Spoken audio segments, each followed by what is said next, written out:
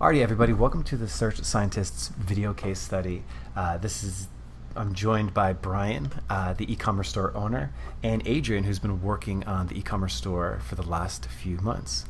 And I wanted to sort of jump back in time. I wanted to start by jumping back in time. Maybe I think it's been 7 months, Brian, since we started working together. So take me back to those 7 months. What was going on, and what made you initially reach out to us? Okay, so let me jump in my time machine. I think it was longer than that. It was beginning of November last year when we really started together in earnest. I think it might have even been October when I first contacted you, and it was a combination of things that really brought me to call you. We had been online and running for 2 or 3 months, and sales were very slowly growing. I was new to paid traffic, so I was kind of fumbling through and learning as I went, doing my own advertising. And I think the simplest way I would put it is I knew that I wasn't going to be able to do everything myself and make this store work. I was going to have to outsource some aspect of the business. And so as I evaluated those things, I figured the smartest thing to outsource would be paid traffic, because it's something that I know less about, and I figured I could essentially speed up our learning curve and our growth curve by having somebody experienced do it, and then I could focus more on other things, on conversion rate optimization, building out my email funnels, adding new suppliers, all kinds of different things.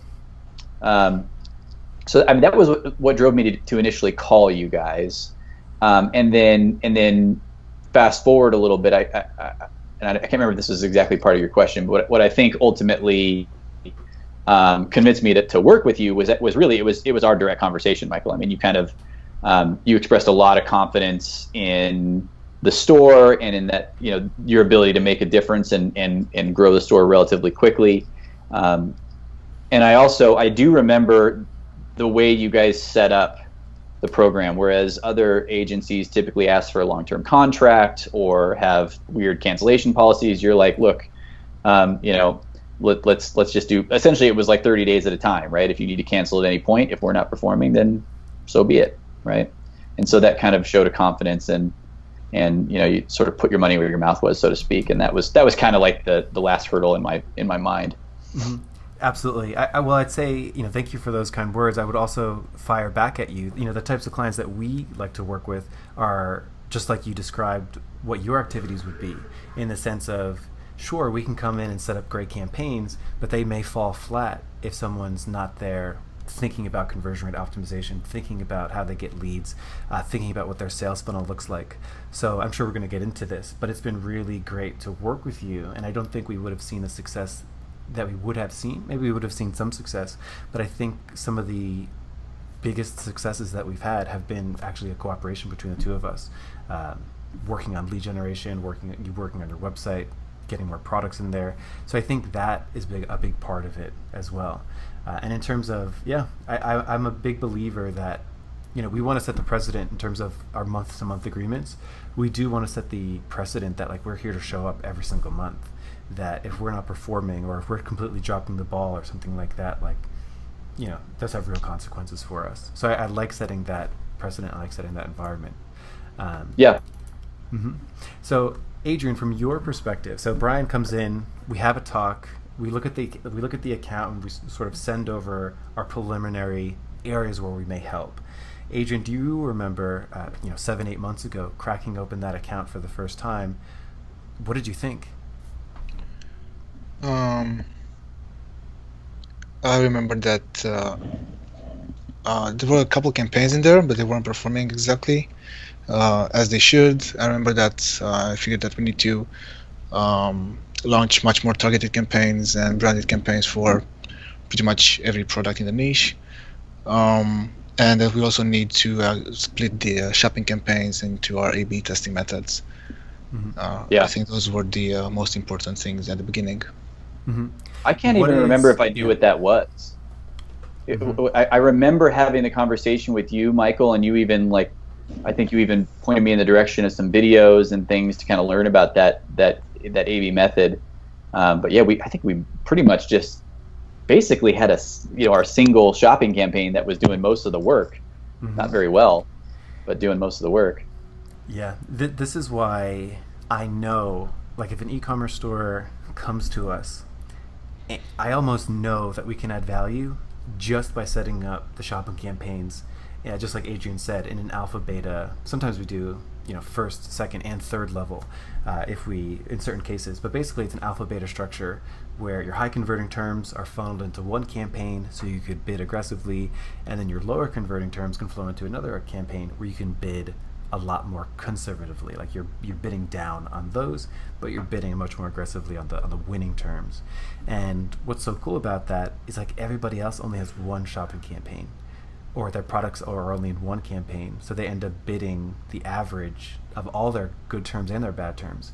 So, if we can bid $2 for that best term, and then we can bid 25 cents for that weak term, like, we get that privilege of decreasing our spend on lower converting terms and increasing our volume on high converting terms. And that in and of itself is one of, I think, the easiest, lowest hanging fruits for an e-commerce store. And we see that quite often. Yeah. And you even tell people how to do this, Michael. I mean, you have videos that you've created, you have content that you've put out on how to do this, but that doesn't mean it's so easy. It's really tricky. I've tried to, I've got another store now where I'm trying to manage the same thing. We're kind of in the early phases there, and it's not just so easy as setting up 2 or 3 campaigns in that structure. There's a lot more science to it. So I just, the fact that not only were you guys able to create that structure for us, but that you were also able to do it so quickly. And so, I think a lot of people would think, working with an agency like this is really expensive, right? And compared to other things that you can outsource for a store, it is. But when you also consider the, how much shorter your growth ramp becomes, how much faster you can grow as a result, and how much more time you can spend on other, revenue generating activities for your store, that's a really difference making change, action to take for somebody. It's made a big difference for us. Yeah. So you found that you got a better ROI from your own personal time by handing off the paid traffic to someone else, which allowed you to do, and continue to do, it sounded like you said you're starting a second store as well. Right. And I mean, to be honest, we have our hands in multiple things now, although this is still kind of our bread and butter at the moment. But yeah, I guess, for anybody, it starts with an evaluation of what you're good at and what you're not good at, right? And so, fill in the holes where you feel the least strong, so to speak. And that was an expensive proposition for us, but it was the right decision, undoubtedly, when we did it, and considering the results that we've had. And I think that's, the other message is, you may know the strategy or even the tactics of how to make these campaigns work, but it's an entirely different level of understanding that's required to really dig in and on a daily basis to optimize these campaigns to the level that they should be, and that you guys have for us. Yeah, I want to check in with Adrian too. So Adrian, sometimes I'll speak with people, whether it be a business owner or even people in our own industry, and they sometimes say, oh, paid traffic, you set it and forget it. You come in, you do a bunch in the first month, and then you just leave it. Now, tell me a little bit about what the ongoing optimization looks like for an account like Brian's, where we've been working with it for 7 or 8 months. Well, those people are certainly wrong. For example, in shopping campaigns and these type of shopping campaigns with alpha beta campaigns, there are a lot to take into consideration. You need to constantly check the non-branding campaign or the lower keyword campaign, the lower important keywords campaign, to see what actually converts there and if they're worthy of an upgrade to the alpha campaign. You need to also check for keywords that are not relevant at all, because there are a lot of searches that don't actually matter, or people don't actually look to buy that kind of sorry. When it comes to search campaigns, as far as I saw, even in the industry and other agency and professionals, actually launch campaign with broad terms and don't forget about it, and that's the worst thing you can do. I like to create my campaigns very, very structured, do a lot of keyword research before launching it, and actually pick the best keywords and the most relevant ones. And if you look into my campaigns, you actually see that some keywords have very low search volumes because they are centered specifically on a specific model or something that someone might want to search when they're certain they want to buy or that collection. Product. Yeah, or a collection. Yeah, you do a lot of that with our account. Mm-hmm. Yeah. Good optimization is all shining a spotlight on what works and amplifying it and then turning it down on what doesn't work. So yeah, that's definitely, there is exactly. Go ahead. Mm-hmm. And we've had a lot of ups and downs like this. We started with a brand that were actually the best sellers. They still sell well on the PLA campaigns, but sales on the search network actually dropped. And then we've had another brand that's actually started really, really well, and at some point it just hit a plateau or paused. And after a competition analysis, we realized that these bigger guys came to the market, and we had to adapt to that and change our strategy a bit. Yeah. So that brings up a good point. You have to be assertive and you have to be aware of these bumps in the road, and then bounce back from them and be aware that a bump in the road did happen. So I guess this is a really good question, and something that I think more case studies need is actually addressing. Brian,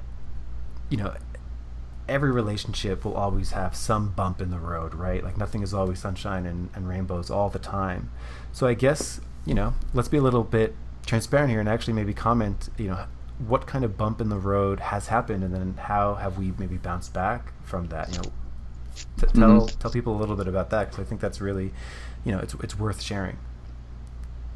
Well, if you're referring to what I think you are, then we definitely, I think, had a bit of a communication breakdown at one point, and it's funny because it's a communication issue that I've actually now learned to appreciate in some ways. So for me, being a control freak, like I guess most business owners are, right?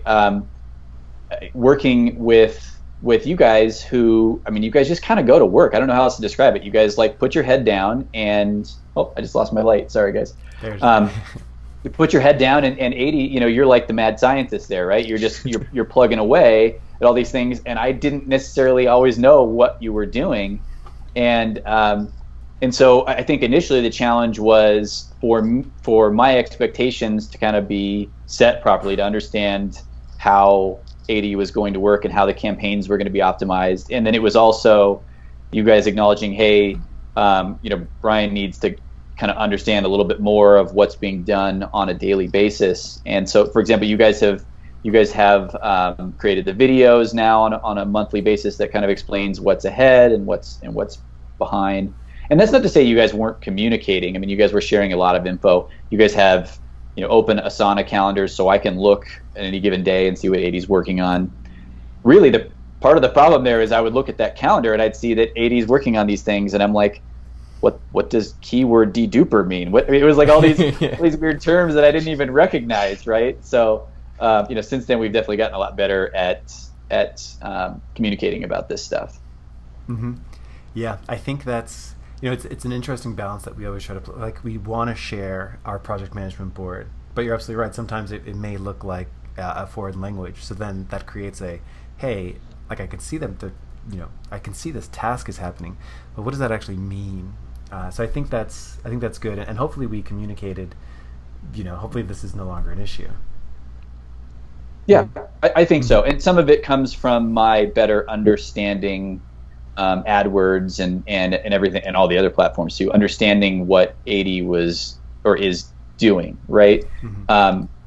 I didn't fully understand what keyword optimization means on a given day. I have a better understanding of that now, or when he's going in and adjusting bids. I think part of it too was there's obviously a cause and effect to all these things, right? And as a business owner, every day, well, almost daily, but sometimes it's over longer longer wavelengths. But things ebb and flow, right? And so every store owner has experienced the day or the 2 days or even the 3 days where suddenly it's like conversions are gone, right? And you're like, what's going on? And there's definitely been a couple times, Adi, you could attest to this, where I've been like, hey, what if you changed? Because we're not getting any sales all of a sudden. And you've actually been really good about talking me off the ledge, Adi, saying, yeah, this is kind of normal stuff. You're going to have good days and bad days.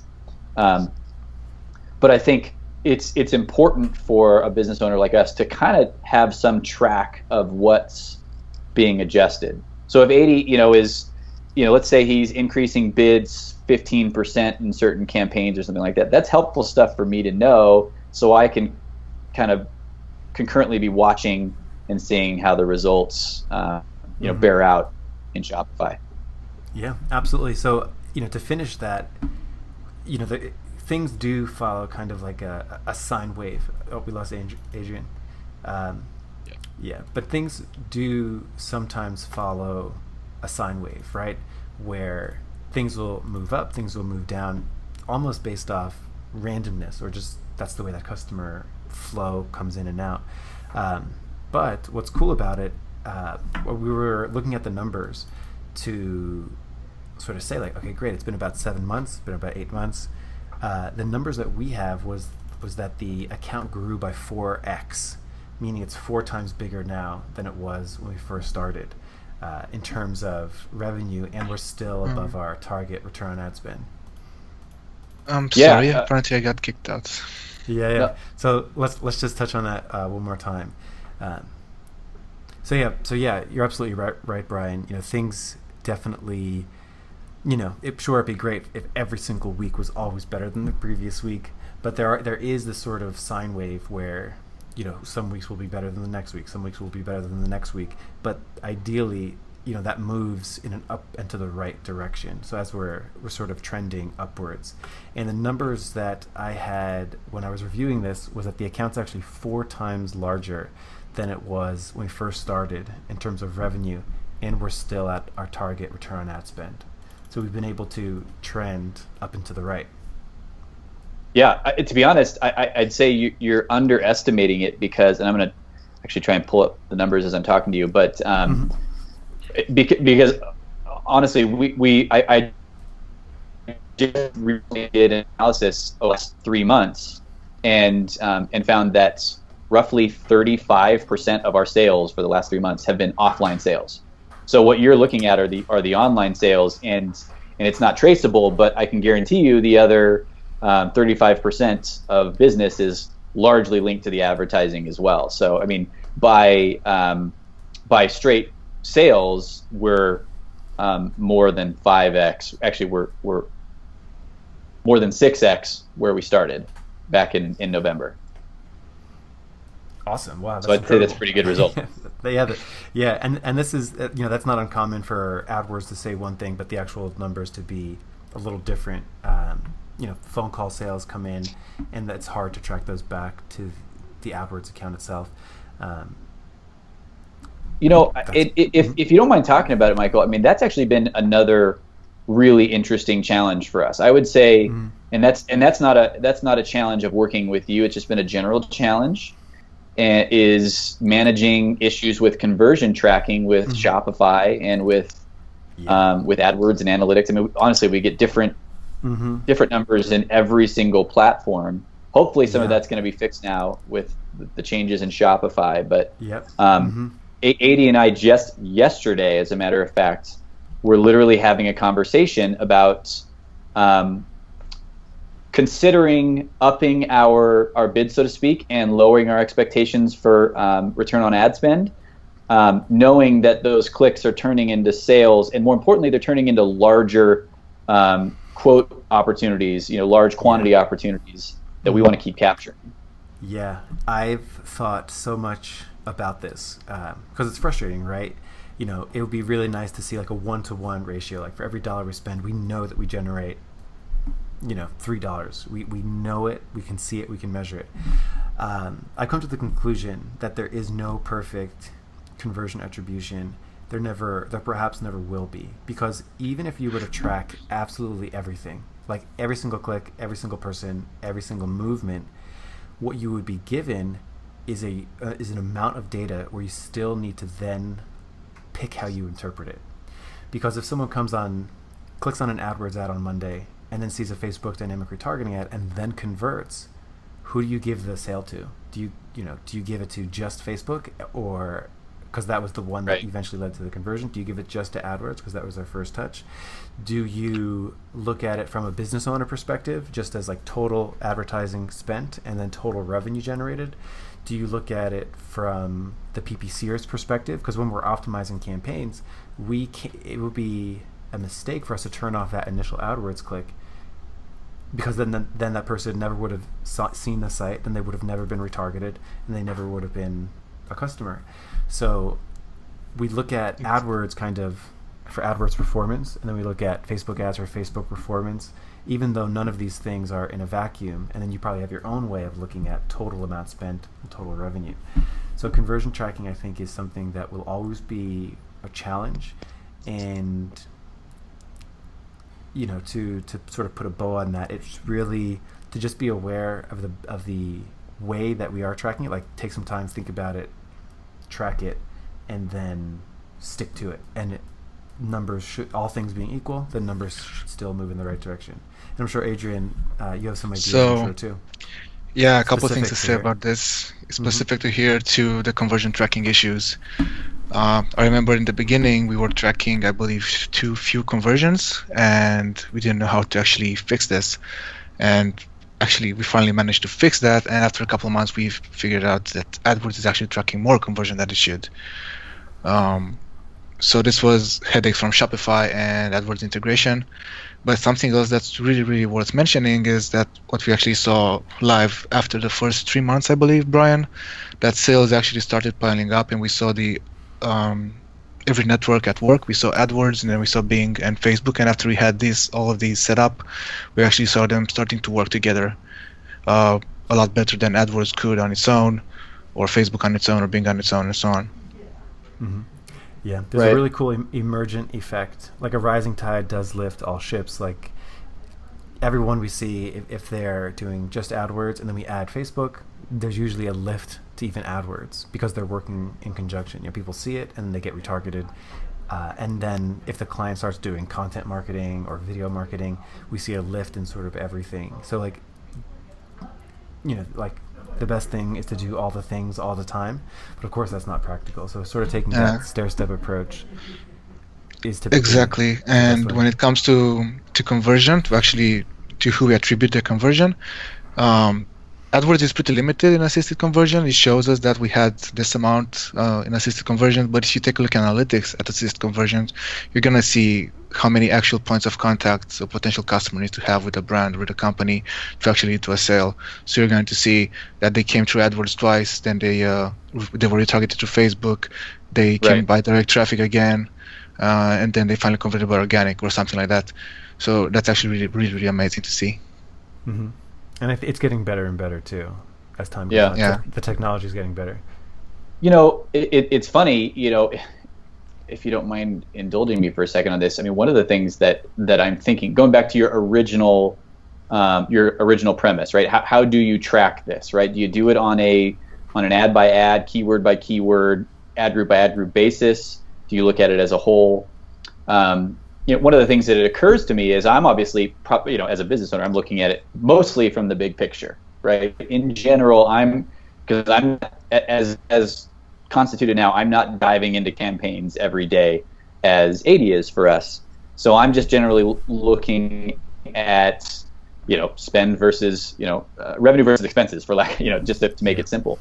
One of the things we could consider, because AD and I do talk a little bit every once in a while. I kind of give him an update on how the store is doing, how profitable a month was, what our true revenue was, and a lot of times we'll even dive into Shopify and we'll just check the UTM parameters of different sales, so we can kind of try and measure up how accurate those things are.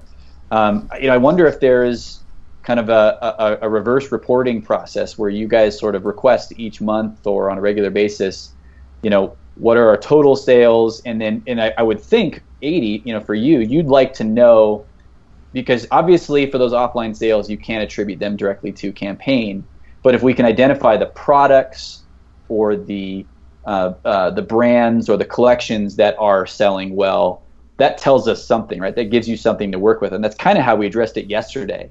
Some of our more popular items, maybe those are the ones we try pressing on a little bit, giving up some of the return on ad spend, but hopefully making more revenue and more profit in the long run.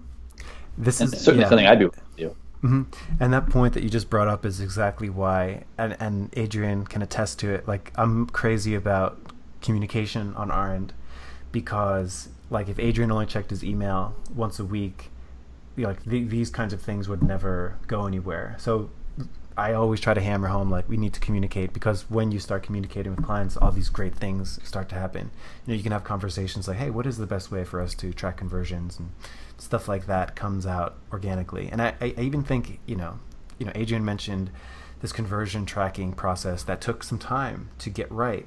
Even as things were set up correctly and things were moving in the right direction, it still took some time to set up properly. And what's really cool is that we're still not done with everything that we can do. Like, we're going to start talking about product feed optimization, and we can probably get into different levels of call tracking, tracking how many calls AdWords or so on and so forth brought in, and all of those things. So I think that's the coolest part, and that's kind of I think a big misconception that people have is that AdWords or Facebook ads or whatever is just kind of set it and forget it, when honestly all we do is pay traffic, and it's a full-time job just trying to keep up with all the new advancements coming out there. So I hope in a year from now, like, the account has maybe doubled in size from where it is right now, just by adding in new campaign types, trying new things. And I think, with a successful store like you have, I think, the prospects are good to incorporate new ad types, incorporate, different levels of optimization. As you do things, it'll just compound everything else. So I feel very optimistic about how this one is moving along. Yeah, likewise. I do share your optimism. Yeah. Yeah. Well, and Adrian, you and I were just talking yesterday about, we hit a big milestone, first of all, last month. July was pacing to be one of our slowest months in a while. And then we had a really great last week and a half, and actually ended up breaking the record for most sales. We've been threatening the 50,000 a month barrier for a little while, and we finally cracked it. In fact, just this last Saturday, and but we still, that's largely untapped into the the cold traffic campaigns. We're still largely geared towards people that are already kind of in in the bottom of the sales funnel, in sort of either research mode or in buying mode, not somebody who's a little bit colder to us and into the idea of our products. So there's a lot of untapped potential if we can make that traffic return on its investment. Yeah. Brian, what percentage of your traffic comes from paid traffic sources? I don't know exactly, because I'm not very good with analytics and things like that, but I would say a vast majority. I would guess, if I had to guess, I'd say 90%. Adrian, are you pulling that up right now? Yeah, I'm putting up right now. So for last month, around 70%. 70%. I think oh, wow. Bit, yeah. And for May, it was 75%. I think we actually had some budget and bid reductions this month, since, as you said, it didn't start in a great way. So I just reduced wasted spend to minimums, not waste anything. Yeah. It pays to be responsive to those things. Yeah, I'm always paying attention to it. So, yeah, 75%, 76% actually in May. So 70% in July. Oh, comparing May. I don't know June. Let me see June. Awesome. This period. Yeah. So June. June was 77%. So pretty big chunk. Wow. Yeah.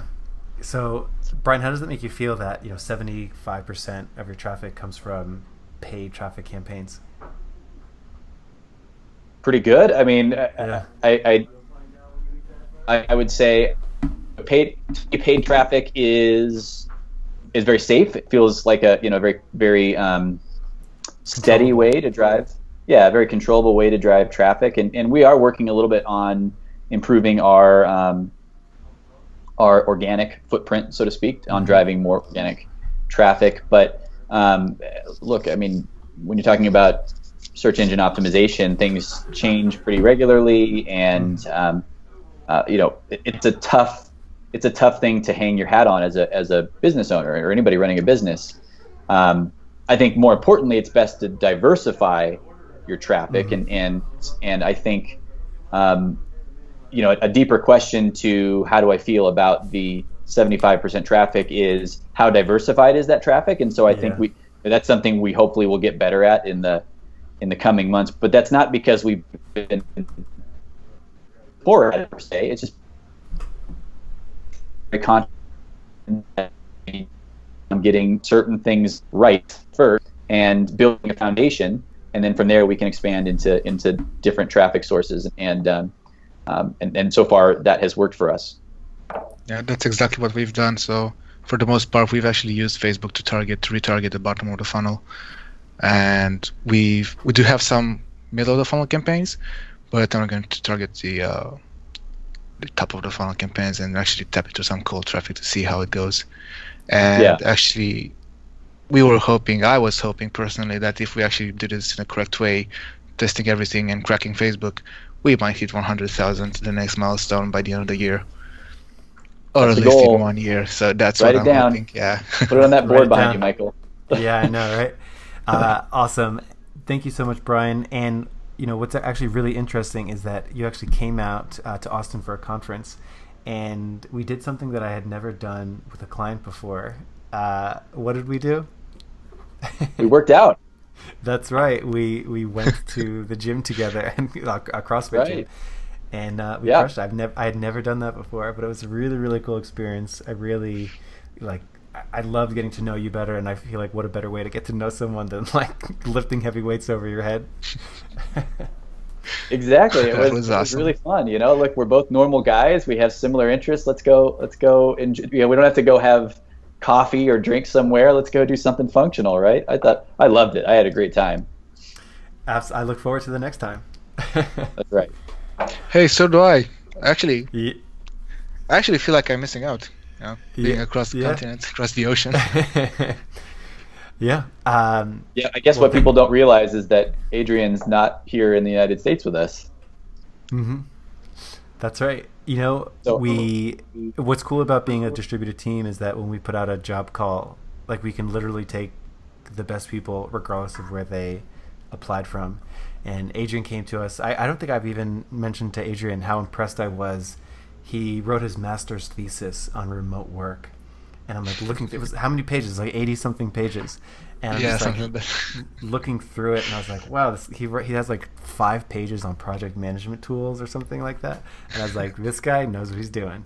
And it's been great ever since. And it's awesome to hear that it's been paying off for your business. It genuinely gets me pumped up, and I can't wait to do more of it. So Brian, thank you so much for taking your time. I know you're busy, taking your time and talking a little bit about your experience, and maybe we can even do a checkup video in 6 months to see if we do hit that next 100K milestone. When we hit that 100K milestone. Yeah, when, not if. Exactly. Awesome. Thanks so much, guys. Yeah. Thanks, Michael. Thanks, Adrian.